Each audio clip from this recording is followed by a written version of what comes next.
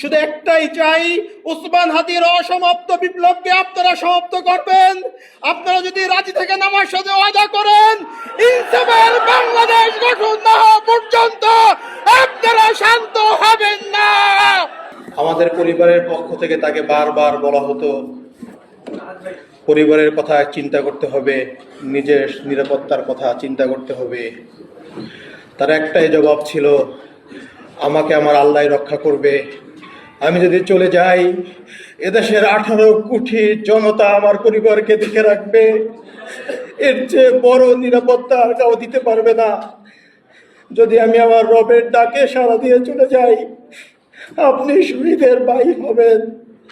আমার মাকে বলেছিল, আমি যদি মা চলে যাই, আপনি শহীদের মা হবেন। এর চেয়ে আর গর্বের কিছু নাই। কিন্তু আমি শহীদের ভাই হতে চাই নাই।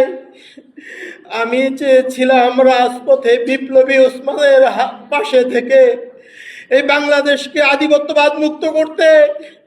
আমি চেয়েছিলাম ইনসাফের বাংলাদেশ যতদিন পর্যন্ত গঠন না হবে, আমরা রাজপথ ছাড়ব না। আমাদের পরিবার, ইনকিলাব মঞ্চের ভাই ব্রাদাররা আমরা ঘটনার আকস্মিকতায় ধুমড়ে মুচড়ে গেছি। আমরা এখনো স্বাভাবিক জীবনে ফিরতে পারি নাই। জানি না আমরা স্বাভাবিক জীবনে ফিরতে পারবো কিনা। আমাদের শহীদ পরিবার, ইনকিলাব মঞ্চ, ওসমান গনির লাখো লাখো ভালোবাসার জনগণ, বিপ্লবী ছাত্র জনতা, সবার কাছে আমার একটাই দাবি, ওসমান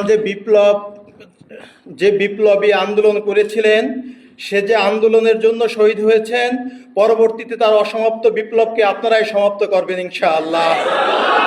আমরা ওসমান হাদির পক্ষ থেকে কোনো পারিবারিক আর্থিক সহযোগিতা চাই না, কোনো অনুদান চাই না।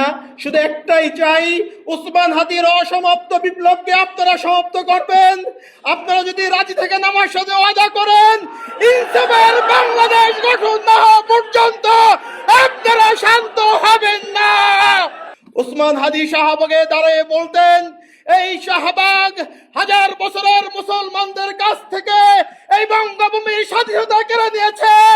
এই শাহবাগে ফ্যাসিবাদের জন্ম হয়েছে। আমি এই শাহবাগ থেকে ফ্যাসিবাদকে রুখে দেব। এই শাহবাগে বসে আমি নারায়ে তাকবীর স্লোগান দেব। যদি আপনারা হাদিকে ভালোবাসেন, হাদির হত্যার বিচার চান, ওই শাহবাগকে ফ্যাসিবাদ মুক্ত, ভারতীয় আধিপত্যবাদ মুক্ত কায়েম করতে হলে আপনাদেরকে আন্দোলন অব্যাহত রাখতে হবে।